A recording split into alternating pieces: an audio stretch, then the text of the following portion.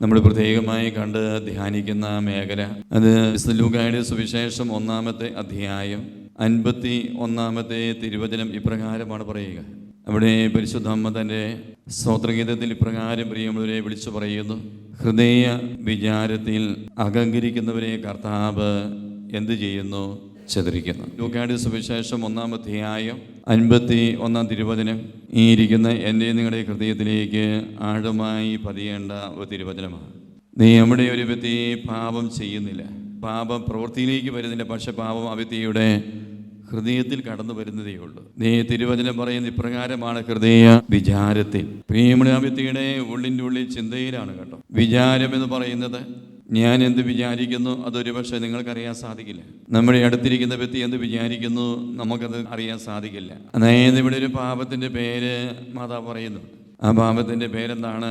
അഹങ്കാരമാണ്. അതായത് ഒരു വ്യക്തി തൻ്റെ പ്രവൃത്തിയിലൂടെ തന്നെ പ്രിയപ്പെട്ട മാതാപിതാക്കളുടെ മുമ്പിലോ അധികാരികളുടെ മുമ്പിലോ ആ വ്യക്തിയുമായി ഇടപഴകുന്ന വ്യക്തികളുടെ മുമ്പിലോ അല്ലെങ്കിൽ നാട്ടുകാരെ ഇടവ സമൂഹത്തിൻ്റെ അയൽക്കാരുടെ മുമ്പിലോ ഒന്നും അഹങ്കാരത്തിൻ്റെ ഒരു പ്രവൃത്തി പോലും ആ വ്യക്തിയിൽ ഉണ്ടാകുന്നില്ല. എന്നാൽ പരിശുദ്ധ മാതാവ് പറയുന്നത് ഹൃദയത്തിൽ അഹങ്കാരം എന്ത് ചെയ്തേ ഉള്ളൂ? വിചാരിച്ചതേ ഉള്ളൂ. അതായത് ഹൃദയത്തിൽ ഒരു വിചാരം, ഞാൻ എന്തോ ആണ് എന്നൊരു വിചാരം, ഈ അഹങ്കാരത്തിൻ്റെ ഒരു വിചാരം ഒരു വ്യക്തിയുടെ ഹൃദയത്തിൽ ആ പാപചിന്തയുണ്ടായപ്പോൾ പരിശുദ്ധ അമ്മ എന്താണ് പറയുക? ഈ പാപചിന്തയുണ്ടാകുന്ന ഒരു വ്യക്തിയെ ദൈവമായ കർത്താവ് എന്ത് ചെയ്യുന്നു? ചിതറിച്ചു. ഒരു നിമിഷം എന്നെ ഒന്ന് ശ്രദ്ധിക്കണേ. അതായത് ആ വ്യക്തി പാപം ചെയ്തിട്ടില്ല, പാപം പ്രവൃത്തിയിലേക്ക് വന്നിട്ടില്ല, ചിന്തയിലാണ് ആ വ്യക്തിയുടെ പാപം വന്നുള്ളൂ.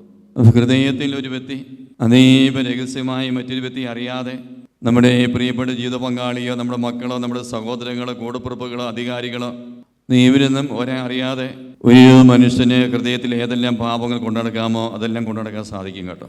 ഒരിക്കലും വ്യക്തി ശുശ്രൂഷയ്ക്ക് വേണ്ടി വന്നപ്പോൾ എന്നോട് പറഞ്ഞു: അച്ഛാ, എനിക്ക് ഈ ധ്യാനത്തിൽ സ്പിരിച്വൽ കൗൺസിലിങ്ങിൻ്റെ ആവശ്യമില്ല അച്ഛാ.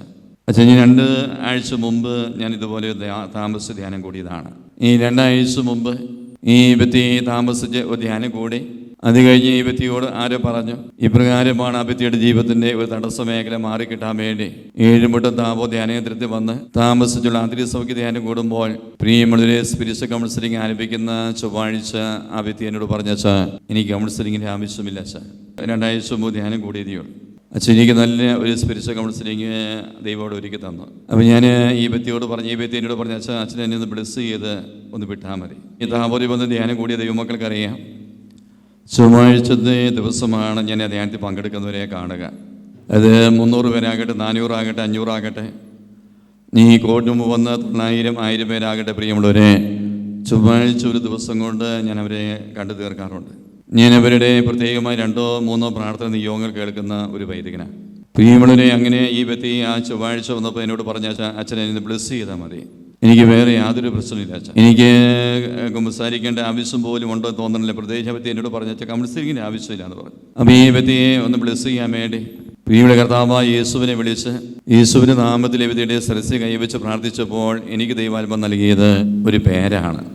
ഈ വ്യക്തിക്ക് വേണ്ടി പ്രാർത്ഥിക്കുമ്പോൾ ഒരു പേര് ഞാൻ ആ സമയം എൻ്റെ കൈ ആ വ്യക്തിയുടെ ശിരസിൽ നിന്ന് എടുത്തു. ഞാൻ ആ വ്യക്തിയോട് ചോദിച്ചു, ഒരു പേര് ദൈവം കാണിക്കുന്നു.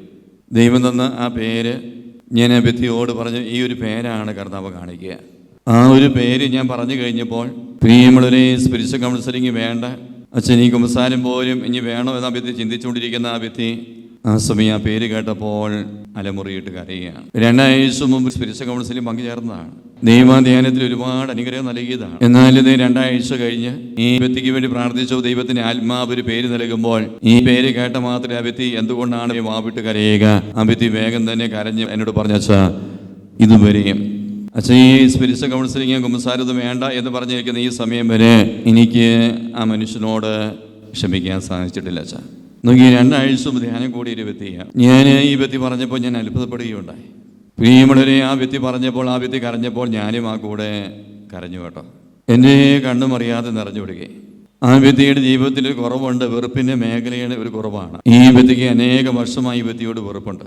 എന്നാൽ ഈ വ്യക്തിയെ കാണുമ്പോഴോ ഈ വ്യക്തിയുമായി സംസാരിക്കുമ്പോൾ ഇടപഴകുമ്പോഴോ ഈ വ്യക്തിയുടെ കൂടെ ഒരുമിച്ച് യാത്ര ചെയ്യുമ്പോഴോ ഈ വ്യക്തിയുടെ തോളി കൈയിട്ട് നടക്കുമ്പോഴോ ഈ വ്യക്തിയിൽ വെറുപ്പുണ്ടെന്ന കാര്യം തിരിച്ചറിയാൻ യാതൊരു അടയാളമില്ല. ഈ വെറുപ്പ് ഈ വ്യക്തി സൂക്ഷിച്ചുകൊണ്ടിരുന്നത് ആ വ്യക്തിയുടെ എവിടെയായിരുന്നു? ഹൃദയത്തിലായിരുന്നു. മനസ്സിൽ ആ പാപം ഉണ്ടായിരുന്നു. ആ വ്യക്തിയുടെ കൂടെ യാത്ര ചെയ്തിട്ടുള്ള വ്യക്തിയാണ്. ആ വ്യക്തിയുമായി ഒരുമിച്ച് നടക്കുന്ന വ്യക്തിയാണ്. ഈ വ്യക്തിയുടെ തോളി കൈയിട്ട് നടക്കുന്ന വ്യക്തിയാണ്. ഈ അമരനോർത്ത് ദൈവമേ, ഈ വ്യക്തിക്ക് എന്നോടിപ്പം ദേഷ്യമില്ല, വെറുപ്പില്ല എന്ന് പ്രിയമുള്ളവരെ, ഈ വ്യക്തിക്ക് ഈ അനേക നാളുകളായിട്ട് ശുശ്രൂഷ കൊടുത്ത് ധ്യാനം കൊടുത്തു. പക്ഷേ ഈ വ്യക്തിയോട് നിരുപാധികം ക്ഷമിക്കാൻ ഇതുവരെയും സാധിച്ചിട്ടില്ല. പ്രിയമുള്ളവരെ, പരിശുദ്ധ അമ്മ ഒരു വ്യക്തിയെക്കുറിച്ച് പറയുന്ന വ്യക്തിയുടെ ഹൃദയത്തിലുള്ള വിചാരത്തിൻ്റെ ഒരു പാപമാണ്. ഒരുപക്ഷേ ആ വ്യക്തിയെ ആ പാപം പ്രവൃത്തിയിലൂടെയോ സംസാരത്തിലൂടെയോ കൊണ്ടുവന്നിട്ടില്ല. അത് ഞാനോ നിങ്ങളാകാം, ഈ നിൽക്കുന്ന വൈദികനായ എൻ്റെയോ നിങ്ങളുടെ ജീവിതത്തിലാകാം. ഹൃദയത്തിൽ ചിന്തയിൽ ഒരു പാപം ഒളിഞ്ഞു കിടക്കുകയാണ്. ഈ പാപം എന്നിലുണ്ട്, നിങ്ങളിലുണ്ട് എന്ന് നമ്മുടെ ജീവിത പങ്കാളിക്കോ മാതാപിതാക്കൾക്കോ മക്കൾക്കോ സഹോദരങ്ങൾക്കോ ആർക്കും അറിയത്തില്ല കേട്ടോ.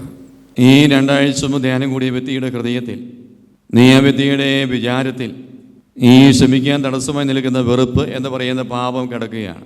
ഈ നിൽക്കുന്ന വൈദികനായ എൻ്റെയോ നിങ്ങളുടെയോ വിചാരത്തിൽ, നീ സംസാരത്തിലല്ല കേട്ടോ, ഒരു പ്രവൃത്തിയിലല്ല. നമ്മൾ നമ്മുടെ മാതാപിതാക്കളോട് എളിമയോടെ ഇടപെടുന്നുണ്ട്, അല്ലെങ്കിൽ അവരോട് സംസാരിക്കുന്നുണ്ട്.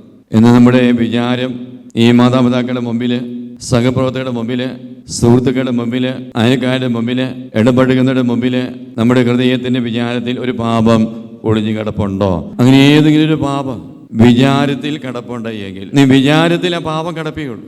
ഈ പാപം പ്രിയമുള്ള, അത് അഹങ്കാരമെന്ന പാപമാകാം, നുണ പറയുന്ന പാപമാകാം, അല്ലെങ്കിൽ അനൈക്യത്തിൻ്റെ ഒരു പാപമാകാം, വെറുപ്പിൻ്റെ പാപമാകാം, ജഡികമായ ചില തിന്മയുടെ പാപമാകാം.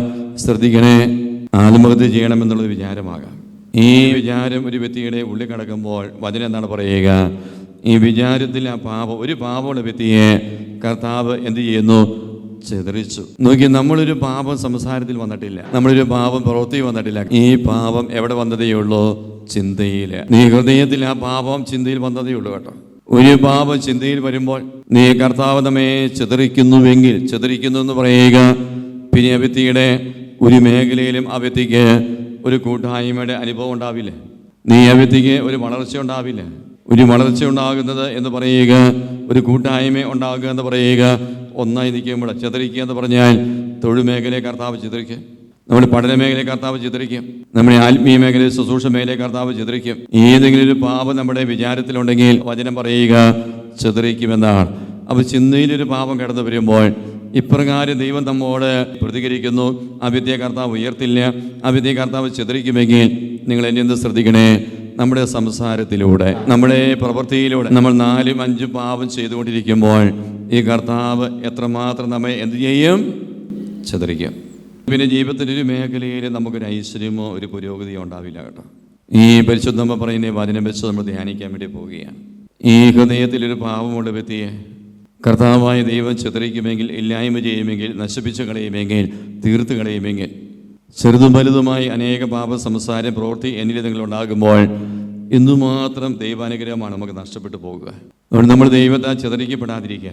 ഈ നിൽക്കുന്ന വൈദികനായി ഞാൻ നിങ്ങളൊരു അനുഗ്രഹമായിട്ട് മാറാൻ, നമ്മുടെ കുടുംബ ഒരു അനുഗ്രഹമായി മാറാൻ, തൊഴിൽ മേഖല, ബിസിനസ് മേഖല, സാമ്പത്തിക മേഖല അനുഗ്രഹമായി മാറാൻ, നമ്മുടെ ജീവിതത്തിൽ വന്നുപോയ ചെറുതും വലുതുമായ പാപമേഖലയെ നമ്മൾ എന്ത് ചെയ്യണം?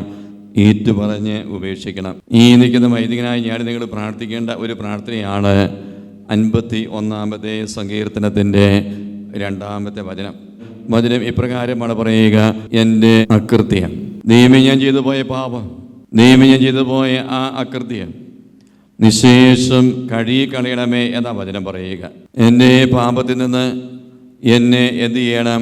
ശുദ്ധീകരിക്കണമേ. ഞാനും നിങ്ങളൊരു സാക്ഷ്യം പറയുമ്പോൾ ആ വ്യക്തിയെ ഉയർത്തി പറയുന്നത്, പ്രിയമുള്ളവരെ, ഈ ജീവനുള്ള ദൈവമായ കർത്താവായ ദൈവം 10 കുഷ്ഠരോഗികളെ സുഖപ്പെടുത്തിയപ്പോൾ നമുക്കറിയാം എത്ര പേര് തിരികെ വന്ന് നന്ദി പറഞ്ഞു.